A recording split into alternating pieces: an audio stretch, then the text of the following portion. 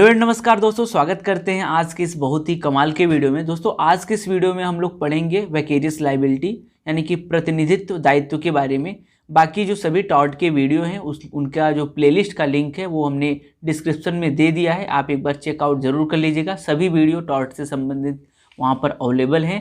तो आज की इस वीडियो में हम प्रतिनिधित्व दायित्व के बारे में जानेंगे, साथ ही यह कितने प्रकार का होता है और इससे संबंधित एक महत्वपूर्ण जो फॉर्मूला है क्यों फैक्ट पर एल्युमिनियम फैक्ट पर्सन, साथ ही इससे संबंधित आधुनिक दृष्टिकोण क्या है, ठीक है, और साथ ही महत्वपूर्ण केसेस को समझेंगे। साथ ही एक जो बहुत ही महत्वपूर्ण पॉइंट है राज्य का दायित्व यानी कि लायबिलिटी ऑफ द स्टेट, इससे संबंधित, ठीक है, वो क्या है और उससे संबंधित कौन कौन सा महत्वपूर्ण केस है उसको भी हम डिस्कशन करेंगे, ठीक है। तो चलिए आज की यह कमाल की वीडियो शुरू करते हैं। सब्सक्राइब करें मॉडर्न टीच यूट्यूब चैनल को और इस बेल आइकन पर क्लिक करके ऑल वाला ऑप्शन सिलेक्ट कर ले ताकि आपको सभी प्रकार के लेटेस्ट एजुकेशनल वीडियो का नोटिफिकेशन मिल सके। तो चलिए जान लेते हैं कि प्रतिनिधित्व दायित्व यानी कि विकेरियस लायबिलिटी क्या होता है। प्रतिनिधित्व दायित्व से अभिप्राय उस दायित्व से है जो किसी अन्य व्यक्ति के द्वारा किए गए कृत्य के कारण उत्पन्न होता है।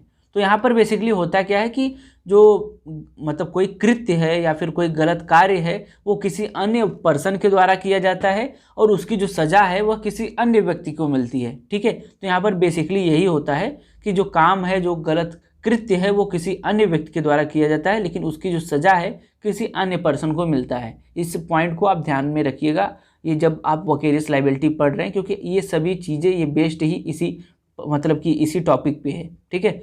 तो यहाँ पर हमने एक शॉर्ट में नोट करने के लिए यहाँ पर एक पॉइंट लिखा है, कुछ परिस्थितियों में किसी अन्य व्यक्ति के द्वारा किए गए अपकृत्य के लिए किसी अन्य व्यक्ति को उत्तरदायित्व ठहरा दिया जा सकता है, ठीक है। तो मतलब यही बातें हैं कि कुछ ऐसी भी परिस्थितियाँ हमारे मतलब कि कानून में होती है जब क्या होता है कि काम या फिर जो गलत काम है वो कोई अन्य बंदा करेगा, लेकिन उसकी जो लायबिलिटी है, उसका जो उस काम के लिए जो दंड है वो किसी अन्य व्यक्ति को दिया जाएगा, ठीक है। तो यही बात है विकेरियस लायबिलिटी में, यही चीज़ें आती हैं। तो जब भी आप एग्जाम में लिखेंगे तो वहाँ पर आप कुछ मतलब कि जो महान अनुभवी व्यक्ति हैं उनकी भी मतलब की बातें, उनका भी जो इस संबंध में बयान लिखना पड़ता है। जैसे कि सामंत ने इस बारे में कहा है कि सामान्यतः व्यक्ति अपने ही कृत्य के लिए, ठीक है, अपने ही किए के लिए उत्तरदायित्व होता है, मतलब किंतु कुछ ऐसी भी परिस्थिति या फिर कुछ ऐसे भी अपवाद हैं जब कानून उस पर किसी अन्य व्यक्ति के द्वारा किए गए कार्य का उत्तरदायित्व मानता है। तो सामान्य बेसिकली यही कहते हैं कि मतलब सामान्यतः क्या होता है कि कोई व्यक्ति अगर है वो गलत काम करता है तो उसको सज़ा उसी व्यक्ति को मिलती है, जो काम गलत करेगा उसी को कानून सज़ा देता है। लेकिन कुछ ऐसे भी कानून में वो बोल रहे हैं कि अपवाद है, ठीक है, कुछ ऐसे भी लायबिलिटी है, ऐसे भी अपवाद हैं जो कि क्या होता है कि काम तो कोई दूसरा बंदा करेगा, गलत कार्य तो कोई दूसरा बंदा करेगा, लेकिन उसकी जो सज़ा होगी वो कोई दूसरे बंदे को मिलेगी। तो यही बेसिकली सामंत जी कह रहे हैं, ठीक है। तो यहाँ पर एक मैंने छोटा सा नीचे एक मतलब नोट करने वाला पॉइंट लिखा है, भले ही वह कितना ही निर्दोष क्यों नहीं रहा हो। तो देखिए जो काम गलत कर रहा है तो वो तो गलत है ही है, ठीक है, लेकिन जिसको जो सज़ा मिल रही, दूसरा जो व्यक्ति है जिसको सज़ा मिल रही है वो तो निर्दोष था, ठीक है, क्योंकि उसके कारण उसको सज़ा मिल रही है, ठीक है। तो आगे हम आपको एग्जांपल बताएंगे तो ये बातें आपकी क्लियर हो जाएगी। उसके बाद में एक थोड़ा सा आप रिटर्न में करके इस पॉइंट को फिर से देख लीजिएगा, ठीक है। बेसिकली देखिए क्या होता है कि जो विकेरियस लायबिलिटी है वो एक सिद्धांत पे वर्क करता है, ठीक है। उसका जो सिद्धांत है, ठीक है, वो यही है, वो जो फॉर्मूला है वो यह है कि अरे क्यों फैक्ट पर एल्युमिनियम फैक्ट परसिस, ठीक है। थोड़ा सा ये लैटिन वर्ड है वो आप देख लीजिएगा, ठीक है। इसमें क्या होता है कि जो व्यक्ति दूसरे व्यक्ति के माध्यम से कार्य करता है वह कानून की दृष्टि में स्वयं कार्य करने वाला माना जाता है, ठीक है। जैसे कि इसमें कहा क्या मतलब कह क्या रहा है कि जो व्यक्ति, अगर कोई व्यक्ति है दूसरे व्यक्ति के माध्यम से कार्य करता है, कोई व्यक्ति उस व्यक्ति से काम करवा रहा है तो वह कानून की दृष्टि में स्वयं कार्य करने वाला माना जाएगा, ठीक है। जैसे कि आपने बोला कि भाई तुम जाओ आपने क्या किया, अपने नौकर से बोला कि जाओ तुम मेरे लिए मतलब बाज़ार से सब्जी लेके आओ, तो वो नौकर आपका गया बाज़ार से सब्जी लेके आया, तो कानून ये मानेगा कि आप बाज़ार गए सब्जी लेके आए, ठीक है। तो ये जो फैक्ट, ये जो फार्मूला है यही बातें कहता है कि अगर आप किसी अन्य पर्सन के द्वारा अपना काम करवाते हैं, ठीक है, तो वो जिम्मेदारी आपकी होगी, ठीक है। तो जैसे कि अब मान लीजिए आपने बोला कि नौकर को कि जाइए सब्जी लेकर के आइए, ठीक है, तो वो क्या हुआ कि वो बाइक आपका लेके गया, सब्जी लेकर के आया, ठीक है। लेकिन जब वो सब्जी लेने जा रहा था तो क्या हो गया कि एक बीच में एक्सीडेंट हो गया, ठीक है, बीच में एक्सीडेंट हो गया, तो ये माना जाएगा, कानून ये मानेगा कि ये जो एक्सीडेंट है वो आपके द्वारा किया गया, ठीक है। क्योंकि जो कानून मैंने आपको बताया कि अगर आपका नौकर जा रहा है, आपने कहा अपने नौकर से जाकर के सब्जी लेके आओ, तो वो गया सब्जी लेके आया, तो यहाँ पर कानून ये समझेगा कि आप गए सब्जी लेकर के आए। तो वैसे ही यहाँ पर वो भी देखा जाएगा कि जब आप सब्जी लेने जा रहे थे तो एक्सीडेंट हुआ, तो ये जो एक्सीडेंट हुआ वो आपके कारण हुआ, ठीक है। तो यही है बेसिकली मतलब कि प्रतिनिधित्व दायित्व, जिसे हम बोलते हैं विकेरियस लायबिलिटी, ठीक है। तो यह इसी बेसिस पे है, जैसे कि मालिक और नौकर के मध्य का संबंध, जैसे कि मैंने आपको इसके बारे में एक्सप्लेन भी किया, मालिक और नौकर के बीच का संबंध, ठीक है। ये बेसिकली 2 टाइप का होता है, ठीक है। तो फर्स्ट है अनुसमर्थन द्वारा, ठीक है, यानी कि किसी व्यक्ति के सपोर्ट के द्वारा कोई काम किया जा रहा है, जिसे हम बोलेंगे बाय सपोर्ट। और जो सेकंड है विशिष्ट संबंधों के कारण, ड्यू टू स्पेशल, ठीक है, ड्यू टू स्पेशल रिलेशनशिप, ठीक है।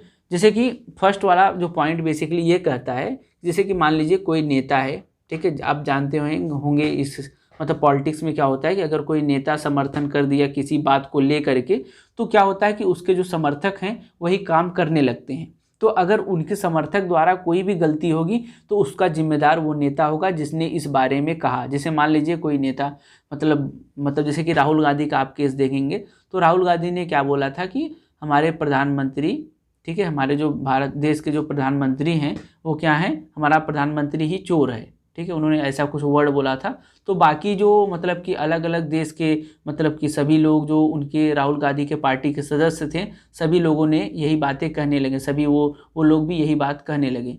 तो वहाँ पर जो केस हुआ था उनके ऊपर, ठीक है, उनके ऊपर केस हुआ था इस बात को लेकर के किस बिहाफ पर, किस प्रूफ से, किस चीज़ के कारण आप ये चीज़ कह रहे हैं। तो ये जो केस हुआ था वो राहुल गांधी के ऊपर हुआ था, ठीक है। तो मतलब किसके समर्थन के द्वारा काम किया जा रहा है, तो अगर जो समर्थन देगा और अगर उसके समर्थक वो काम करेंगे, ठीक है, तो लाइबिलिटी उस समर्थक देने वाले की होगी। तो यहाँ पर लाइबिलिटी राहुल गांधी की हुई, जो जिन्होंने फर्स्ट टाइम कहा था कि मतलब कि हमारे देश के प्रधानमंत्री ही चोर हैं, ठीक है, ऐसा कुछ वर्ड था, ठीक है। तो मतलब यही है कि अगर जो लीडर जो है, मेन लीडर, अगर वो किसी बात को लेकर बयान दे दिया और उसके समर्थक लोग भी वही कार्य करने लगे, तो अगर उससे कोई हानि होती है, उससे कोई क्षति होती है, तो उसका जो जिम्मेदार है वो लीडर ही होगा जिसने ये बात कही, ठीक है। तो आप आई थिंक आप समझ गए होंगे।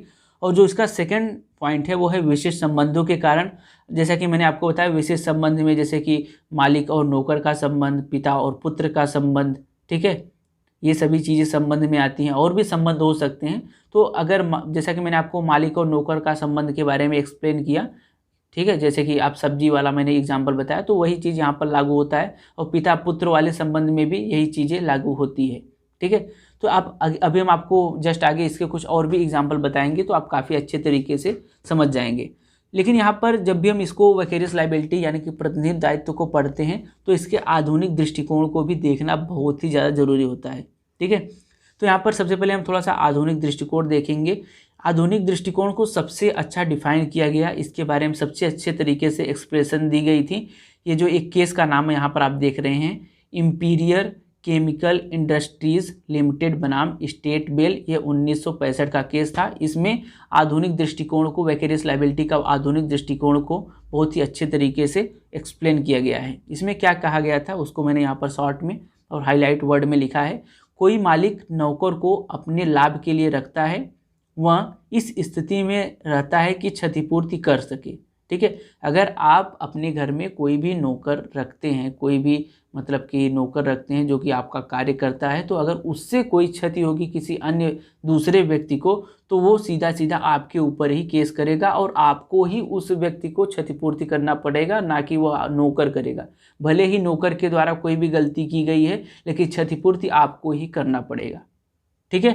तो आप आई थिंक ये बातें समझ रहे होंगे। और जैसे कि मैंने आपको सब्जी वाला जो एग्जांपल सबसे अच्छा वही है, एक छोटा सा बहुत ही कॉमन एग्जांपल है, बहुत ही अच्छे तरीके से उसी पॉइंट ऑफ व्यू को आप लेकर के रखिए अपने दिमाग में, आप अच्छे तरीके से समझ जाएंगे, ठीक है। तो ये बात हो गई। उसके बाद में यहाँ पर एक और भी मतलब उन्होंने कोर्ट के द्वारा ये अंतिम में डिसीजन दिया गया था कि कोई मालिक नौकर को अपने लाभ के लिए रखता है, वह इस स्थिति में रहता है कि वह उससे संबंधित जो भी क्षतिपूर्ति है वो कर सकेगा। ठीक है। और सेकेंड बात ये भी कही गई थी कि इसलिए नौकर द्वारा सेवा काल में की गई सभी क्षति के लिए उसके मालिक को उत्तरदायी ठहराना उचित ही होगा।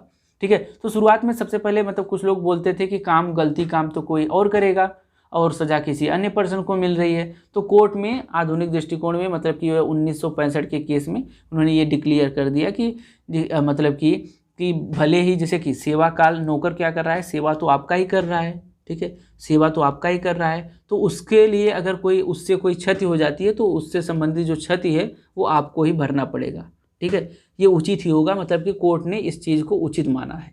ठीक है, तो ये आधुनिक दृष्टिकोण है कि कोर्ट के द्वारा ये उचित माना गया है कि ये विकेरियस लायबिलिटी उचित है, राइट है।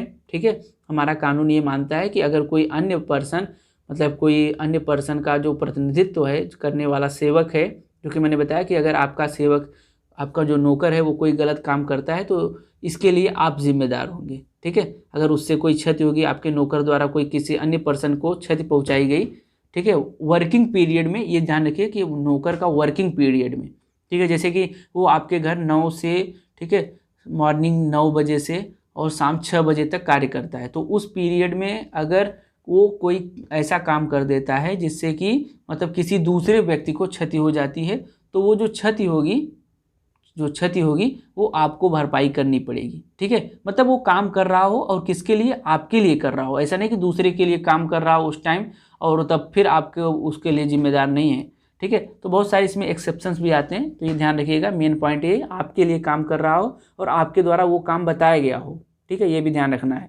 यहाँ पर मैंने कुछ पॉइंट लिखे हैं, जैसे कि मतलब कि विकेरियस लायबिलिटी यानी कि प्रतिनिधित्व दायित्व का कौन कौन से ऐसे एग्जाम्पल हैं, जैसे कि फर्स्ट है स्वामी एवं सेवक के मध्य का संबंध। ठीक है, प्रधान व अभिकर्ता यानी कि प्रधान और उसके अंडर में आने वाले जो भी व्यक्ति हैं, ठीक है, जिसको वो अधिशासित करता है कि भाई ये करो वो करो, अगर उन व्यक्तियों से कोई भी गलती हो जाएगी, कोई भी मतलब कि गलत काम हो जाएगा तो उसका जिम्मेदार प्रधान होता है। ठीक है, और जो थर्ड यहाँ पर पॉइंट है मालिक तथा स्वतंत्र ठेकेदार। ठीक है, जैसे कि मान लीजिए कोई एक सड़क का कॉन्ट्रैक्ट है, ठीक है, एक सड़क का कॉन्ट्रैक्ट है, किसी एक मालिक ने ले लिया, उसके बाद में उसने क्या किया, अपने नीचे ठेकेदार को क्या किया कि बता दिया कि इसको ऐसे ऐसे रोड बनाना है। अगर रोड मतलब कि किसी भी प्रकार का गलत बनता है, उससे किसी अन्य व्यक्ति को मतलब कि रोड सही से नहीं बनाते हैं ठेकेदार, ठीक है, तो उसका जिम्मेदार किसको माना जाएगा, मालिक को माना जाएगा। फर्म तथा उससे उसके साझेदार, अगर मान लीजिए कोई कंपनी है, ठीक है, मान लीजिए कोई कंपनी है, कोई प्रोडक्ट बना रही है, अगर वो मान लीजिए प्रोडक्ट से किसी अन्य पर्सन को क्षति हो जाती है, ठीक है, कि नहीं किसी अन्य पर्सन को वो खा लिया, उसकी डेथ हो गई, मान लीजिए बिस्कुट बनाने वाली कंपनी है और बिस्कुट मतलब कि बनाते टाइम कुछ ऐसी गलती हो गई उनके वर्कर्स से कि मतलब कि एक पर्सन ने खाया उनके बिस्कुट को और क्या हुआ कि उसको मतलब कि सीने में दर्द उठने लगा या फिर मतलब नाक से खून गिरने लगा। ठीक है, तो उसका जो जिम्मेदार होगा वो जिम्मेदारी कौन उठाएगा, उस फर्म के मालिक के द्वारा उठाना पड़ेगा। ठीक है, उसको जो रेमेडी देनी पड़ेगी, उसकी क्षतिपूर्ति जो करनी पड़ेगी वो किसके द्वारा करनी पड़ेगी, वो उनके मालिक के द्वारा करनी पड़ेगी, ना कि नौकर के द्वारा। क्योंकि जो यहाँ पे आप देखेंगे कि नौकर ने ऐसा गलत काम किया था, कुछ गलत पदार्थ गिर गया होगा या फिर गलत चीज़ें मिला दी होंगी, ठीक है, किसी भी तरीके से हो सकता है, या फिर नौकर का मतलब ध्यान नहीं रहा होगा, कुछ गलत चीज़ें मिला दिया, ठीक है, लेकिन जो उसका जिम्मेदार जो होगा वो फर्म का मालिक होगा। कंपनी तथा निदेशक, यही बात इसमें भी है, अगर कोई मतलब कि कंपनी के निचले जो पर्सन है वो गलत काम करते हैं तो कंपनी के जो मेन पर्सन है, जो मेन आदमी है, जो कंपनी का मालिक है, उसके ऊपर सभी लायबिलिटी जाती है। तो यही बातें हैं। ठीक है, तो यहाँ पर आगे एक बहुत ही थोड़ा सा मिसलीडिंग सा पॉइंट है। बहुत सारे लोग, हमारे दोस्त जो हैं वो बहुत ही ज़्यादा कंफ्यूज होते हैं। स्टार्टिंग में जब हम टॉट पढ़ रहे थे तो इसमें हम भी बहुत ही ज़्यादा कंफ्यूज हो गए थे। ठीक है, लेकिन आपको यहाँ पर कंफ्यूज नहीं होना है, मैं बहुत ही अच्छे तरीके से इस चीज़ को एक्सप्लेन कर दूंगा। राज्य का दायित्व, ठीक है, तो यहाँ पर जो लायबिलिटी ऑफ द स्टेट है वो भी इसके बारे में कहता है। जैसे कि मान लीजिए कि अगर कोई राज्य का व्यक्ति, मान लीजिए कोई पुलिस है, राज्य का कोई व्यक्ति मतलब कि पुलिस आता है, और जैसे कि सरकारी जो व्यक्ति हैं वो सभी राज्य के मतलब कि पर्सन के रूप में आते हैं, राज्य के व्यक्ति के रूप में आते हैं। अब मान लीजिए कोई पुलिस है, वो क्या करता है, किसी व्यक्ति को क्षति पहुंचाता है। मान लीजिए पुलिस एक कार चला रहा था, अपना गाड़ी चला रहा था और किसी एक व्यक्ति को टक्कर लग जाती है, ठीक है, टक्कर लग जाती है, तो वहाँ पर उसका लाइबल कौन होगा? वो सरकार होगी। जैसे कि यहाँ पर मालिक और सेवक वाला संबंधित था कि भले ही जो काम है, गलत काम है, सेवक के द्वारा किया गया, ठीक है, लेकिन उसका लाइबल कौन होता था? उसका मालिक। तो यहाँ पर ऐसे इसको भी देखा गया कि अगर राज्य का कोई भी व्यक्ति है, अगर वो गलत काम करेगा तो उसका जो लाइबिलिटी होगा वो किसके ऊपर जाएगा? राज्य के ऊपर जाएगा या फिर नहीं। इस बारे में राज्य का दायित्व के बारे के इसके अंतर्गत हम ये चीज़ें जानेंगे। तो एक इसमें स्टार्टिंग में सबसे पहले हमको पढ़ना पड़ता है कि इसका पूर्व सिद्धांत क्या था, हिस्टोरिकल बैकग्राउंड क्या था। तो पूर्व सिद्धांत यही था कि कि राजा कभी गलत काम नहीं कर सकता, गलती नहीं कर सकता, ठीक है। तो बहुत ही पहले यह धारणा थी कि जो कि देश का जो भी राजा है, ठीक है, वो क्या कर सकता है? गलत काम नहीं कर सकता। जैसे कि अब देख लीजिए यहाँ पर जो राज्य है, हम लोगों का जो राज्य है, वहाँ का जब सभी जो शासन है, सभी शासन उसन देख रेख है, वो किसके द्वारा की जाती है? मुख्यमंत्री के द्वारा। तो बेसिकली यहाँ पर देखा जाए तो राज्य का जो राजा हो गया वो मुख्यमंत्री हो गया। तो क्या मुख्यमंत्री गलत काम नहीं करेगा? तो ये पहले की धारणा थी कि मुख्यमंत्री गलत काम नहीं करेगा, लेकिन अब की यह धारणा नहीं है, ठीक है। अब की यह धारणा है, यहाँ पर आप देख सकते हैं भारतीय संविधान के अनुच्छेद 300 के अनुसार राज्य स्वयं वाद दायर कर सकता है एवं राज्य के विरुद्ध वाद दायर किया जा सकता है, ठीक है। वाद अगर राज्य चाहे तो वो किसी व्यक्ति के ऊपर, ठीक है, अगर राज्य चाहे, यानी कि अगर राज्य को अगर हम राजा माने तो ऐसे भी आप देख सकते हैं, अगर राजा चाहे तो किसी व्यक्ति पर वो केस कर सकता है, और अगर कोई व्यक्ति चाहे तो राजा पर केस कर सकता है। तो यही बेसिकली चीज़ है, कि राज्य चाहे तो किसी व्यक्ति पर केस दायर कर सकता है और कोई व्यक्ति चाहे तो राज्य पर केस दायर कर सकता है, ठीक है। आगे हम इस पर एक केस है उसको आप देखेंगे, बहुत ही अच्छे तरीके से समझ जाएंगे। तो बेसिकली यहाँ पर लास्ट में यही डिक्लेयर हुआ कि राज्य के ऊपर भी यही जो सेम कानून है लागू होती है, जिस प्रकार से हम लोगों के ऊपर मालिक और सेवक वाला जो लाइबिलिटी है, जो रूल है लागू होता है, उसी तरीके से कि वहाँ पर भी राज्य के ऊपर भी यही चीज़ें लागू होती है। एक केस देखेंगे, आप इस चीज़ को अच्छे तरीके से एकदम क्लियर समझ जाएंगे, ठीक है। स्टेट ऑफ राजस्थान बनाम श्रीमती विद्यावती, ठीक है, विद्यावती, ठीक है, ये केस का नाम है। यहाँ पर मैंने शॉर्ट में लिख दिया है कि क्या चीज़ें इसमें हुआ था। जिला कलेक्टर के नौकर द्वारा गाड़ी से पैदल यात्री को टक्कर मारना। इसमें हुआ क्या था कि एक जिला कलेक्टर थे, अब जान रहे हो जिला कलेक्टर जानते ही हो, ठीक है। और जिला कलेक्टर क्या होते हैं कि उनके घर में, उनके कि ऑफिस में अच्छे खासे नौकर थे। तो क्या हुआ कि जिला कलेक्टर का एक दिन गाड़ी जो था, वो जो उनका कार थी वो बिगड़ गई थी, ठीक है। तो क्या हुआ कि उन्होंने क्या किया, अपने नौकर को बोला कि भाई देखो ये कार मेरी बिगड़ गई है, आप लेके जाओ, इसको बनवा के लेकर के आओ। तो वो जो उनका सेवक था वो लेके गया और कार को रिपेयर करवाया। उसके बाद में वो गाड़ी रिटर्न ले करके आ रहा था, और आते टाइम, ठीक है, क्या हुआ कि एक व्यक्ति का उसने एक्सीडेंट कर दिया, एक व्यक्ति को उसने टक्कर मार दी, ठीक है, जिसके कारण क्या हुआ कि उस व्यक्ति की वहाँ पे डेथ हो गई। तो वो गाड़ी थोड़ा सा तेज़ चला रहा था, इसके कारण जो टक्कर लगी वो बहुत ही डेंजरस थी और उस व्यक्ति की मौत हो गई।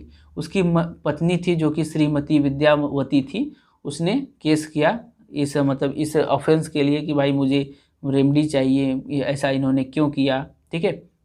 तो यहाँ पर कि ये अनुच्छेद 300 के अंतर्गत आएगा कि अगर कोई व्यक्ति चाहे तो राज्य के खिलाफ केस दायर कर सकता है।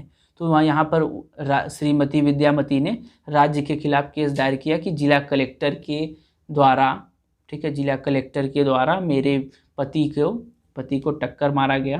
तो यहाँ पर कोर्ट ने भी यही माना कि जो उनका सेवक भले ही गाड़ी चला रहा था, ठीक है, भले ही उनका कि सेवक के द्वारा यह एक्सीडेंट करित किया गया था, लेकिन यहाँ पर माना किसे जाएगा? उस जिला कलेक्टर को, ठीक है, उस जिला कलेक्टर को माना जाएगा कि वो जिला कलेक्टर उस समय गाड़ी चला रहे थे और गाड़ी चलाते समय जो एक्सीडेंट हुआ वो जिला कलेक्टर के ही द्वारा हुआ, और जो क्षतिपूर्ति है वो जिला कलेक्टर के द्वारा ही किया जाएगा, ठीक है। तो बेसिकली यही चीज़ें होती हैं, राज्य भी इस रूल को फॉलो करता है, ठीक है। तो बेसिकली होता क्या है, राज्य वाले केसेस में अगर कोई गलत चीज़ काम घटित हो गया तो राज्य इसका जो भी हर्जाना है, जो भी इसका रेमडी है, जो भी पैसा है वो पे करती है, ठीक है, क्योंकि वो सांत्वना देना चाहती है उस कि घर के पर्सन को, ठीक है। जैसे कि आप देखते भी होंगे कि अगर मान लीजिए कि अगर मान लीजिए जैसे कि कोई राज्य का कोई व्यक्ति है, कोई भी जैसे कि राज्य का मैंने व्यक्ति बताया कि अगर कोई पुलिस है, ठीक है, पुलिस है वो क्या करता है, किसी एक व्यक्ति को मार देता है या फिर गलत तरीके से किसी भी प्रकार से, ठीक है, कोई भी पर्सन राज्य का हो गया, जैसे जिला कलेक्टर वाला भी आपने देखा, ठीक है।